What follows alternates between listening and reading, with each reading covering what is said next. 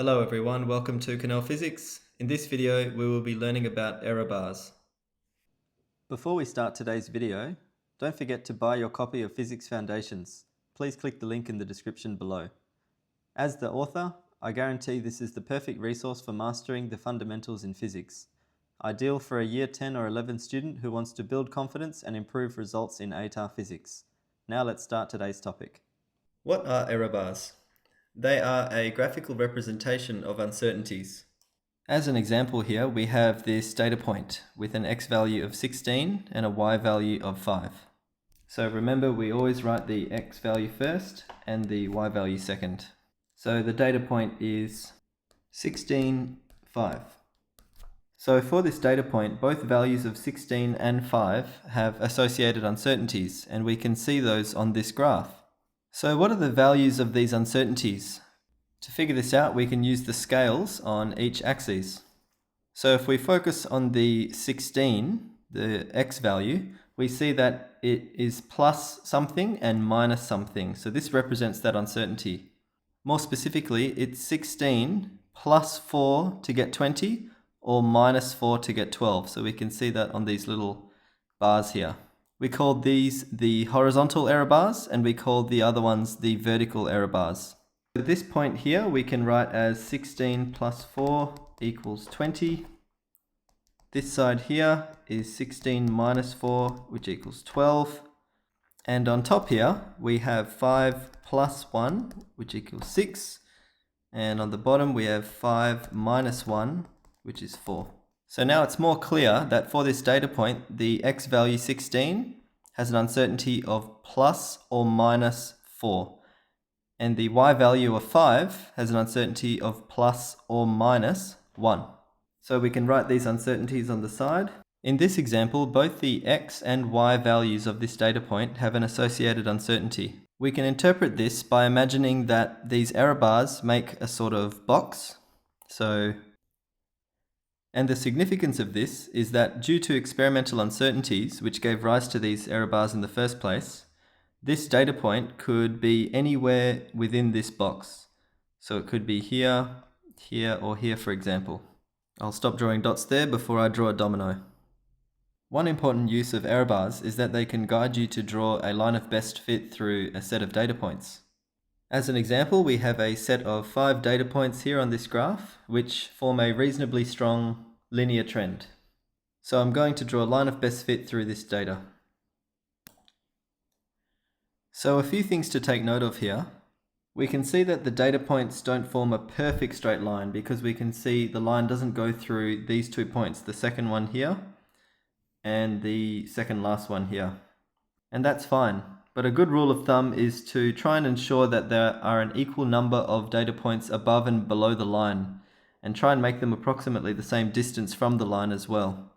Now, of course, in assessments, when you're doing these in a test or an exam, there's going to be a certain tolerance when marking these. But it's really important to use a sharp pencil and a ruler. Therefore, you can erase it if you make a mistake, because it might take a few goes. So we see there's a clear outlier here, and the reason why it's an outlier is because this line doesn't go through its error bars. So even with its uncertainties, its vertical error bars, the line still doesn't go through it. And this is how we can be confident that this point is an outlier. And that's another important note. We should never let the outlier skew the data. So we shouldn't try and manipulate this line that we've drawn to fit with this outlier. We just disregard it when drawing the line of best fit. A common mistake is that students force the line of best fit to go through the origin, so they might do something weird like that, or they'll change the slope of this whole line so that it goes through the origin. Do not do this. Remember, it's a line of best fit for the data points, so keep the line of best fit within these points. Not only do error bars guide us with the line of best fit, but they allow us to draw lines of worst fit. Why would we want to do this, and what are lines of worst fit? So lines of worst fit are also known as the maximum and minimum gradient lines, or for short, max and min lines. And these lines are drawn by connecting the extremes of the error bars. So here we have our line of best fit from before. It's the same graph as the previous page. And before we jump into the max and min lines, you'll see that there are only vertical error bars on this graph. And this is usually the case in physics questions. And this is because the dependent variable is usually plotted on the y-axis, the vertical axis, and the independent variable is on the horizontal or x-axis. So why does that matter? Well, it's because in experiments, usually the dependent variable's uncertainty is more significant, so we tend to only focus on those ones. Let's start by drawing the line of worst fit with the maximum gradient. I'll draw this with a red line. As you can see, I've done this by connecting the bottom of the first point to the top of the last point, and this will naturally give me the maximum possible gradient for these data points. And using the same logic, I'm going to draw the minimum gradient line of worst fit with the blue line. Why bother with these lines of worst fit? It's because they allow us to calculate the uncertainty in the gradient. And by this I mean the gradient of the line of best fit, this black line here. Let's do this by calculating the gradient of the line of best fit first. To do this, I need to choose 2 points on the black line that are not the data points. It's really important to not choose any data points, even if they look like they're on the line itself. So you might be tempted to use this first dot point here because it seems to lie nicely on the line of best fit. As tempting as it is, do not use that data point. You must use another set of points to calculate your gradient. Because if you do use the data points, you will lose a mark. Try and make it easy for yourself by choosing convenient points to read. So you can see here this point 10, 15 seems to be nicely on the black line. And also 6, 10, this point here seems to lie nicely on the line. So I'm going to choose those 2 points. And as you can see, I've drawn these crosses there just to make them look different from the data points so I don't get confused. Now with these 2 points, let's calculate the rise and run by doing construction lines. So these are my construction lines, which make a nice right angle triangle. And reading the axes, my rise here is 15 minus 10, which equals 5. And reading the x-axis, the run is 10 minus 6, which is 4. So let's calculate the gradient up here of this line of best fit, the black line. And that's going to be 5 over 4, rise over run, which equals 1.25. Over here, let's calculate the maximum gradient first, the gradient of the red line. So using the 2 points I chose for the red line, my rise is 15 and run is 9. So the maximum gradient is 1.6 recurring. And now we'll calculate the minimum gradient, which is the gradient of the blue line. So we get 0.83 recurring. Now remember, you can choose any 2 points you want as long as they're not data points and as long as you're making it easy for yourself by choosing easy to read points. So now we're ready to plug this in to get the uncertainty in the gradient. So up here we see that the uncertainty in the gradient is the maximum gradient minus the minimum gradient divided by 2. So it's basically half the range of the gradients. And substituting our gradients in, we get 0.416 recurring. So now we're ready to quote the gradient with its uncertainty. 1.25 plus or minus 0.416 recurring. So quoting this appropriately, the uncertainty must be one significant figure, and then the decimal places must match in the gradient and its uncertainty. And that's the gradient with its uncertainty. Let's do an example. Using the gradient, calculate the density in kilograms per cubic meter with its uncertainty. This is an exam style question worth 6 marks. And here we have the formula for density. So let's start by drawing a line of best fit through the data and calculating that line's gradient.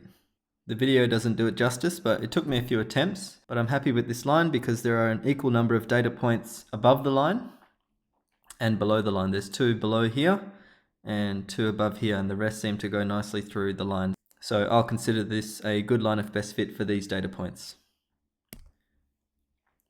As the question suggests, I'm going to calculate the gradient of this line. So gradient is rise on run, but if we look carefully, the rise is going to be a mass value because the rise will be the vertical axis and the run will be the volume because that is the horizontal axis. So we're going to end up with a mass over volume value.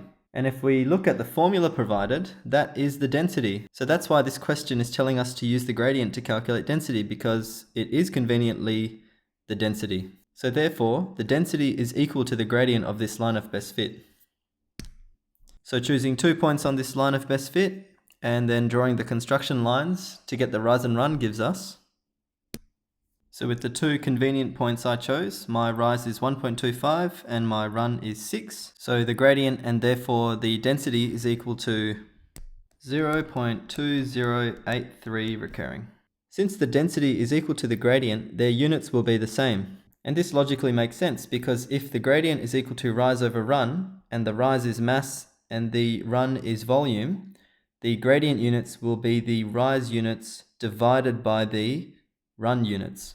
So therefore, kilograms per cubic meter. So dimensionally it makes sense that the gradient is equal to the density. Now to get the uncertainty in the density, we need the uncertainty in the gradient. So we need to use the lines of worst fit. Understandably, this looks quite messy, so I encourage you to pause the video and check my values are correct and that they make sense to you. So the gradients of these lines of worst fit are... At this point, you can loosely check whether you're on the right track.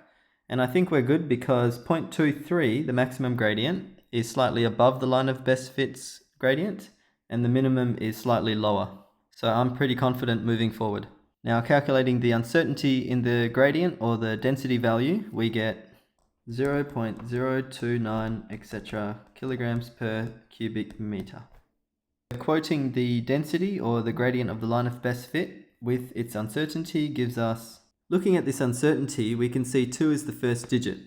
Therefore, it's appropriate to quote this uncertainty to 1 or 2 significant figures. But generally, it's better to be more conservative with uncertainties. So I'm going to go with 1 significant figure and round this to 0.03. So this will give us a final answer of... So where did the 6 marks come from? 1 for working out that the gradient is the density. 1 for calculating the gradient itself, hence the density. 1 for calculating the maximum gradient and the minimum gradient, and therefore the uncertainty in the gradient. And 1 for quoting the final answer appropriately. Alternatively, if you wanted to quote the uncertainty to 2 significant figures, so writing it as 0.029, you must write the density value as 0.208, because remember their decimals must match. Thank you for watching this video. If you found it helpful, please like and share it, and subscribe to my channel for more. Also, click the link in the description below to buy your copy of Physics Foundations. As the author, I guarantee this is the perfect resource for mastering the fundamentals in physics. Ideal for a Year 10 or 11 student who wants to build confidence and improve results in ATAR physics. Thank you.